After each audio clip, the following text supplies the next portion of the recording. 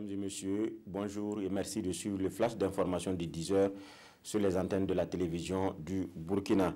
À l'issue de la 18e conférence du SILS, le comité permanent inter-État de lutte contre la sécheresse dans le Sahel, le président du FASO est porté à la tête de l'organisation. C'était hier à Niamey au Niger.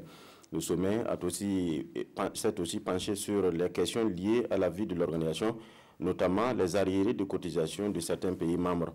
Le sommet a entériné l'entrée dans le SILS du Soudan comme pays membre.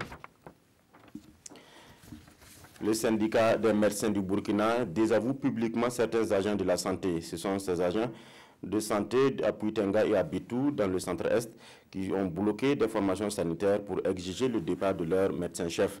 Des réclamations auxquelles le syndicat se démarque tout en jugeant mineurs, au point de prendre en otage la santé des populations. Mardi à Ouagadougou, le syndicat des médecins a dénoncé la situation et réclame que force reste à la loi. Le ministre de la Jeunesse était en tournée dans la région du Nord en début de semaine. Accompagné des membres d'une association suisse, Maïla Ouedraogo est allé visiter donc un exemple de réussite, une forme pilote dans la commune de Barga.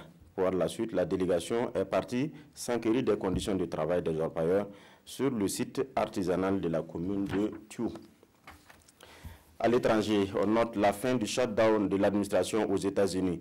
Après des mois d'impasse dans les discussions, les républicains et les démocrates ont trouvé un terrain d'entente sur le budget.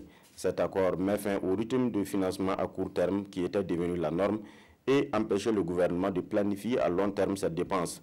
Mais la joie est encore partielle parce que cet accord doit avoir l'aval de tout le Sénat et de la Chambre des représentants. 10 morts, 250 blessés et une soixantaine de disparus dans un séisme à Taïwan. Sous l'effet du tremblement de terre du mardi, suivi des répliques, un complexe résidentiel menace de s'écrouler avec ses occupants. Des secouristes tentent de retenir l'immeuble pour évacuer les occupants, mais les répliques persistantes réduisent les chances de sauver des survivants. Le bâtiment se serait davantage incliné la nuit dernière de 5 degrés. Voilà, c'est tout pour ce flash. Merci de nous avoir suivis. L'information revient à 13 h avec Godefroy Bazé.